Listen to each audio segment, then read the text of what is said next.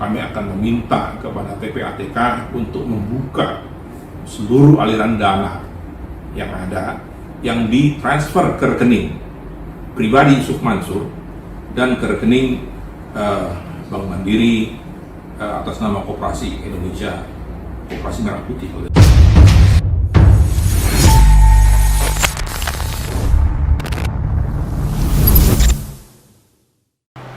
Bismillahirrahmanirrahim. Assalamualaikum warahmatullahi wabarakatuh. Kembali bersama Khalid Al-Walid, saudaraku, sahabatku, subscriber Cahaya Islam. Di akun IG resmi Yusuf Mansur, dia membuat video klarifikasi berdurasi 25 menit. Di mana itu saya sudah menontonnya ya, dan itu bertentangan dengan video kami yang sudah saya upload di Cahaya Islam, yang saya review wawancara Pak Darso Arif dengan Pak Puspowardoyo. Di sini juga saya insya Allah akan berusaha menghubungi Pak Darso untuk mencari tahu apakah beliau punya kontaknya Puspowardoyo, karena saya akan mencoba untuk mewawancara telepon ya dengan Pak Puspo. Insya Allah semoga saya bisa mewawancara beliau untuk mengkonfirmasi klarifikasi dari Yusuf Mansur ini, karena saya menemui beberapa kejanggalan juga sebenarnya di sini. Contohnya satu, dalam video nanti yang saya akan tampilkan teman-teman, Yusuf Mansur mengatakan bahwa di tahun 2014 Habib Rizik menyalahkan penulis buku, di mana di sini salah satunya ya Pak Darso gitu, penulis buku. Sementara di sini Pak Darso bilang bahwa bukunya itu terbit tahun 2016. Di sini juga tidak terjadi sinkron ya, tidak terjadi apa ya? Artinya ya bisa dikatakan klarifikasi itu kemudian menjadi perlu dipertanyakan gitu. Di mana Yusuf Mansur mengatakan 2014 Habib Rizik memanggil penulis buku untuk dipertemukan dengan Yusuf Mansur, sementara Pak Darso Arif mengatakan bahwa bukunya itu terbit 2016. Oke, tanpa memperpanjang lebar lagi, langsung saya simak video dari Pak Darso Arif ini ya. Assalamualaikum warahmatullahi wabarakatuh. Terima kasih telah menyaksikan Thoibah Channel bersama saya Darso Arif Bakuama. Hari ini hari Rabu tanggal 15 Desember 2021. Saya mau memberikan sedikit catatan untuk video Yusuf Mansur yang belum lama ini beredar, yang disebutnya sebagai video klarifikasi. Dalam video itu Yusuf Mansur membuat opini seolah-olah hanya satu orang yang bermasalah dengan dia, yaitu Pak Puspowardoyo. Padahal sesungguhnya yang bermasalah dengan dia ribuan atau mungkin jutaan orang. Yang berikut saya mau kasih catatan. Di situ dia menyebutkan bahwa dia bertemu Habib Rizik pada tahun 2014. Yang mana Habib Rizik menyalahkan kami sebagai penulis bukunya dan membenarkan dia gitu. Saudara-saudara, Yusuf Mansur bertemu pada tahun 2014, sedangkan saya baru menerbitkan buku saya itu pada tahun 2016.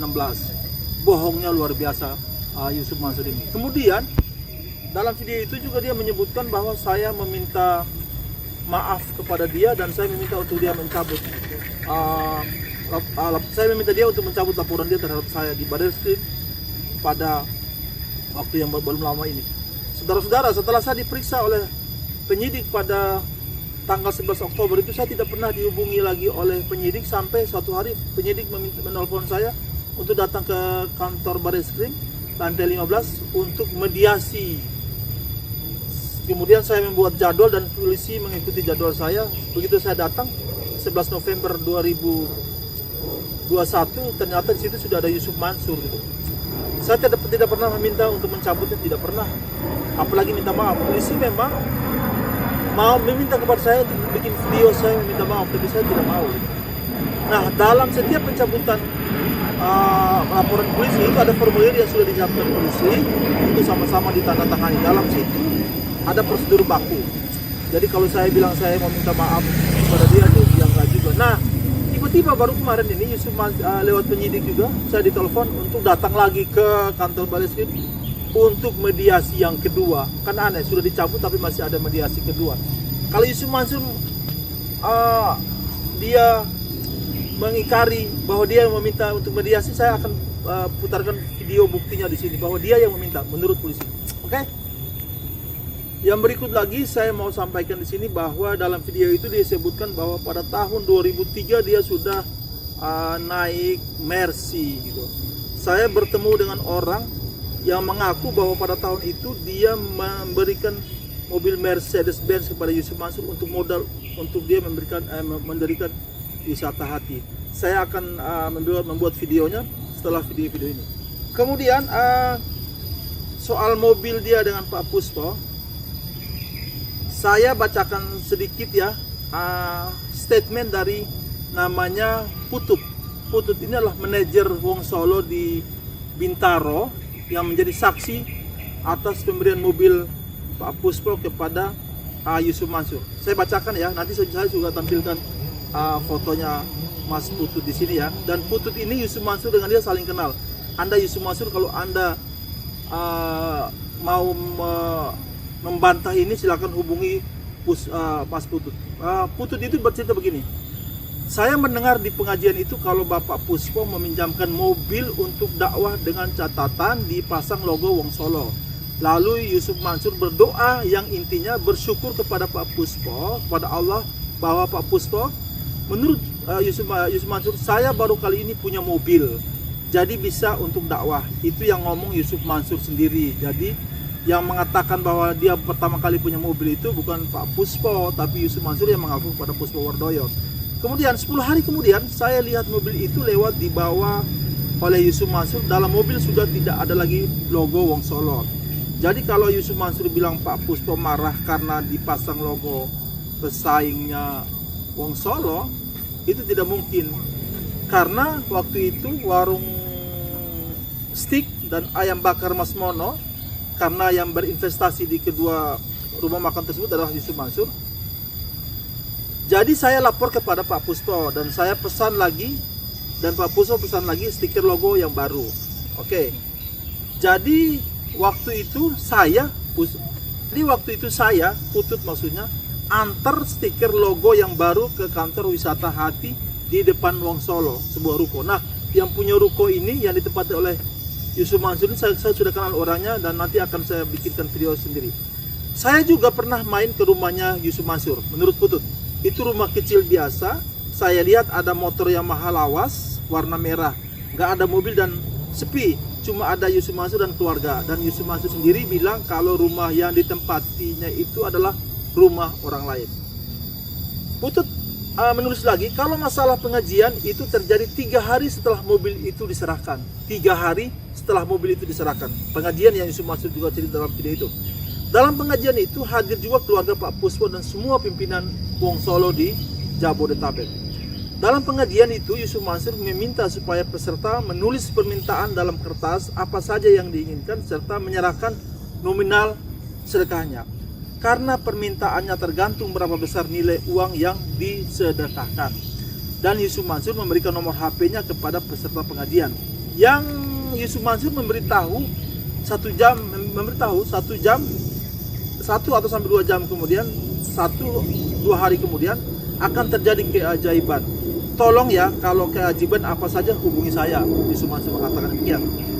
Tapi semua peserta pengajian setelah Yusuf Mansur pergi menangkap Yusuf Mansur dukun dan pada ketawa semua. Jadi intinya kalau Yusuf Mansur bilang kalau Pak Puspo itu menulis di secari kertas menyedekahkan sebuah mobil, itu sangat bohong besar. Dan saya baru kenal, oh ini toh yang namanya Yusuf Mansur gitu. Nah Yusuf Mansur menurut Putut ini sering makan di Wong Solo, di Bintaro dengan temannya berdua. Temannya itu maksudnya perempuan ya. Kedatangan Yusuf Mansur sering diantar biasa pakai mobil Mercy lawas yang dia sebut dapat sedekah Mercy. Setelah berani mensedekah mobil milik, nah dia juga bilang setelah dia dapat Mercy itu setelah dia berani bersedekah mobil Escudo pada tahun 2001. Nah, saya nanti akan menghadirkan video tentang siapa orang yang memberikan Mercy kepada Yusuf Mansur pada tahun 2003 itu. Jadi dia sesungguhnya meminta mobil itu untuk modal wisata Hati. Nah saudara-saudara,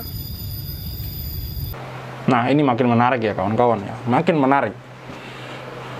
Di sini Pak Darso Arif bilang akan menghadirkan orang yang memberikan mobil Mercy. Di situ saya pikir teman-teman sudah mendengar ya, bagi yang mengikuti episode Yusuf Mansur ini mungkin sudah menonton ceramah Yusuf Mansur yang berdurasi 50 menit lebih ya di situ ya. Di mana di situ Yusuf Mansur menceritakan rentetan sedekah dia dari Escudo, Mercy 88 terus apalah itu banyak di situ. Di sini kemudian Pak Darso mengungkap bahwa ternyata yang mensedekahkan Mercy itu mengatakan bahwa itu diminta oleh Yusuf Mansur sebagai modal untuk wisata hati. Oke, kita simak bersama lagi. Kalau pada video yang lain itu Pak Ikhwan Tony sudah mendaftarkan gugatan terhadap Yusuf Mansur yang mewakili beberapa orang investor patungan usaha. Nah, dalam video berikut ini saya akan menghadirkan statement dari Pak Davi Bia yang mewakili sejumlah tenaga kerja wanita asal Hong Kong, bukan tenaga kerja wanita kita yang di Hong Kong, yang menitipkan kuasanya Pak Davi Bia untuk menggugat Yusuf Mansur pada sejumlah perkara. Di antaranya adalah masalah investasi nabung tanah yang diikuti oleh sejumlah TKW kita yang ada di Hong Kong. Jadi Pak Yusuf Mansur ini Anda akan menghadapi 2 perkara di Pengadilan Negeri Tangerang, yaitu perkara soal investasi patungan usaha dan kali ini dari para TKW soal nabung tanah dan beberapa masalah investasi lainnya. Saya ajak kita sama-sama untuk menyaksikan statement Pak Davi Bia berikut dalam video ini. Jadi saya Darso Arif Bakuama, saya bisa dihubungi di 0812 899 15330. Kemudian jika Anda melihat video ini ada manfaatnya, saya minta agar di subscribe. Juga jika Anda punya saran, ide dan lain sebagainya, silakan berkomentar atau menulis di kolom komentar. Anda bisa hubungi saya untuk mari kita bercerita soal pengalaman Anda berbisnis dengan Yusuf Mansur, utamanya juga soal hidup dan kehidupan lainnya. Jangan lupa kalau Anda melihat video ini bermanfaat, silakan di-share sebanyak mungkin. Terima kasih waktunya sudah menyaksikan video ini. Billahi taufiq wal hidayah. Wassalamualaikum warahmatullahi wabarakatuh. Ya, sekali lagi saya ingatkan kepada teman-teman ya, bagi yang pengen melihat jawaban Pak Darso Arif tadi itu menjawab video klarifikasi Yusuf Mansur yang mana, itu ada di Instagram Yusuf Mansur sendiri ya. Di situ Yusuf Mansur membuat klarifikasi video yang saya sayangkan di situ tidak ada wajah beliau, di mana beliau selama ini biasanya kalau membuat video ya sama gambarnya gitu. Pas bikin video klarifikasi itu ya dengan kata-kata beliau, dengan bahasa beliau, tapi tanpa gambar, dan di situ beliau juga tidak menunjukkan bukti-bukti, cuma sekedar berbicara saja, di mana kalau menurut saya semua orang juga bisa melakukan itu gitu. Oke, kita lanjut. Bismillahirrahmanirrahim. Assalamualaikum warahmatullahi wabarakatuh. Selamat petang, semangat pagi Indonesia. Kita sekarang jumpa di dalam sebuah acara baru dari Thaibah Channel, yaitu Kopi Sufi. Kebetulan akan membahas soal masalah-masalah yang terjadi di dalam masyarakat, khususnya yang menyangkut soal kemaslahatan umat. Baik, pada episode ini kami akan mencoba membahas soal apa-apa yang terjadi selama ini menyangkut investasi yang dilakukan oleh saudara Jam'an Nurkhatib alias Yusuf Mansur. Nah, kebetulan saya juga ditunjuk sebagai advokat, sebagai kuasa hukum dari beberapa tanda kutip ya, quote unquote, itu korban. Untuk berikutnya ada 5 orang yang telah memberikan kuasa kepada kantor hukum saya menyangkut masalah tabung tanah. Tabung tanah ini adalah sebuah program investasi yang ditawarkan oleh saudara Yusuf Mansur pada saat Yusuf Mansur mengadakan acara Tausiah Akbar di Victoria, di Wancai atau di Hong Kong tepatnya. Korban-korban yang datang ke kami ini adalah korban-korban yang dulu itu pernah menjadi tenaga kerja Indonesia di Hong Kong. Jadi pada saat itu ada beberapa yang mengadukan kepada kami, mereka mengikuti investasi yang ditawarkan oleh saudara Yusuf Mansur, tabung tanah, di mana pada saat itu menjual 1 meter, saya nggak tahu 1 meter persegi atau 1 meter apa, tanah itu dengan harga 2.200.000 dan membayar sekitar, saya lupa, 220 atau 240.000 untuk dipaksa secara tidak langsung menjadi anggota Koperasi Merah Putih, yang sekarang itu berubah menjadi Koperasi Indonesia Berjamaah, Dan sekarang saya nggak tahu masih eksis atau tidak koperasi itu. Nah, berjalan dengan waktu, kami sudah mempelajari semua berkas-berkas dan kami pun telah mengajukan somasi kepada Saudara Yusuf Mansur dan tidak ada jawaban. Seperti biasa, seperti gugatan-gugatan kami yang lalu, tidak pernah ada jawaban. Jadi langkah berikutnya kami akan segera mendaftarkan di Pengadilan Negeri Tangerang untuk sementara itu. Baik, inti daripada gugatan kami adalah ada dua hal. Yang pertama itu adalah Saudara Yusuf Mansur kami duga setelah kami mempelajari dengan seksama berkas-berkas dan kami mencoba melihat dari peraturan undang-undangan yang ada, itu Saudara Yusuf Mansur melanggar undang-undang perbankan, quote unquote melakukan praktek bank gelap. Nah, oleh karena dia melakukan praktek bank gelap, kami ambil dari sudut perdatanya dulu telah melakukan perbuatan melawan hukum. Jadi makanya gugatan kami adalah gugatan Saudara Yusuf Mansur itu diduga telah melakukan perbuatan melawan hukum. Ini kita ambil langkah perdatanya dulu. Nah, ada 5 orang yang akan melakukan gugatan itu, sehingga nanti akan kami dalam petitumnya kami akan minta untuk segera mengembalikan uang investasi yang sampai saat ini sudah lebih kurang 8 tahun kalau tidak salah, 8 atau 9 tahun. Berikut uang kerohiman atau uang bagi hasil yang dijanjikan pada saat itu. Tentu karena ini perbuatan melawan hukum, maka kami akan meminta ganti rugi juga. Dan yang paling penting, kami akan meminta kepada PPATK untuk membuka seluruh aliran dana yang ada yang ditransfer ke rekening pribadi Yusuf Mansur dan ke rekening Bank Mandiri atas nama Koperasi Indonesia, Koperasi Merah Putih kalau tidak salah sekarang Indonesia, Koperasi Indonesia Berjamaah. Nah, ini yang kita akan coba lakukan segera. Insya Allah dalam 1-2 hari ini kami akan segera melakukan pendaftaran di kepaniteraan Pengadilan Negeri Tangerang. Mohon doanya.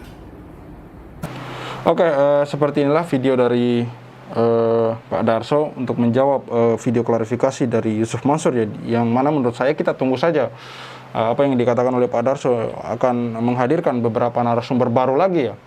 Dan kita lihat, saya lihat di sisi ini ya, di sisi Pak Darso ini, dia selama ini menghadirkan bukti, di mana juga kita sudah review beberapa kali Cahaya Islam, dia wawancarai para korban, saksi, namun klarifikasi yang ditampilkan oleh Yusuf Mansur hanyalah sebuah klarifikasi suara tanpa gambar gitu. Apalagi kita mau berbicara dia tampilkan bukti segala macam gitu.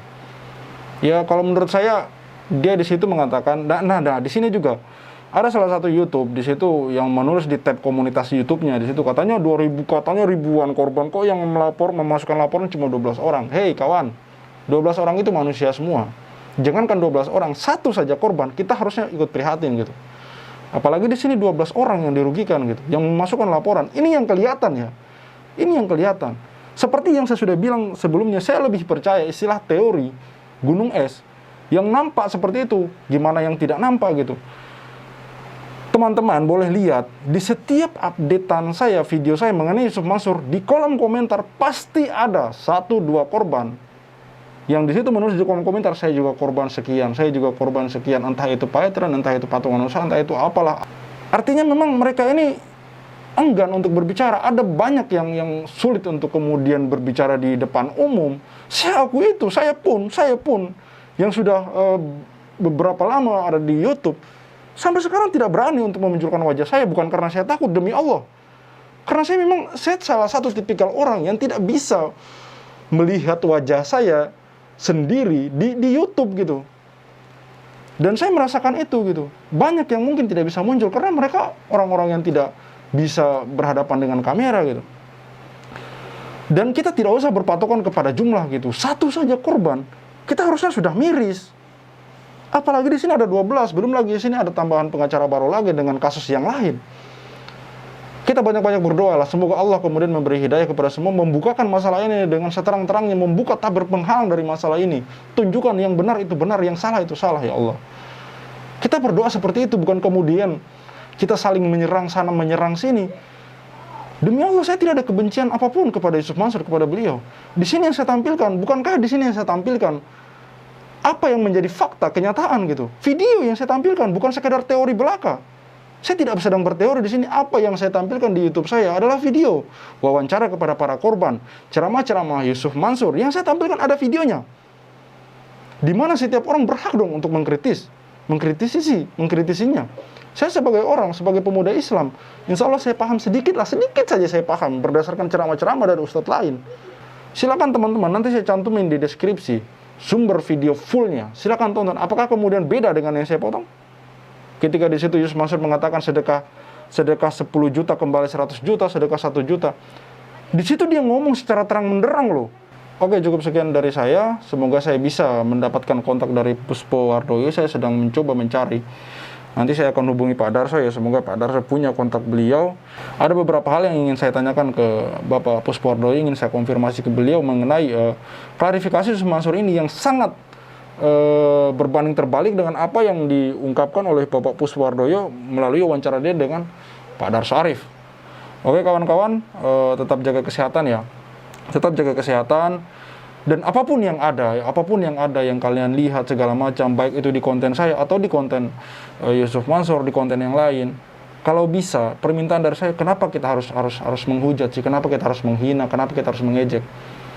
Kita kritik boleh, tapi kritik dengan cara yang cerdas, dengan cara yang bijak, dengan cara yang sopan. Kita juga masih harus punya adab gitu, harus punya adab. Perkara kalian mau menganggap dia siapa, apa, bla bla, ya kita saling menghormati sebagai sesama manusia lah. Oke, cukup sekian dari saya. Khalid Al-Walid, see you on the next video. Wassalamualaikum warahmatullahi wabarakatuh.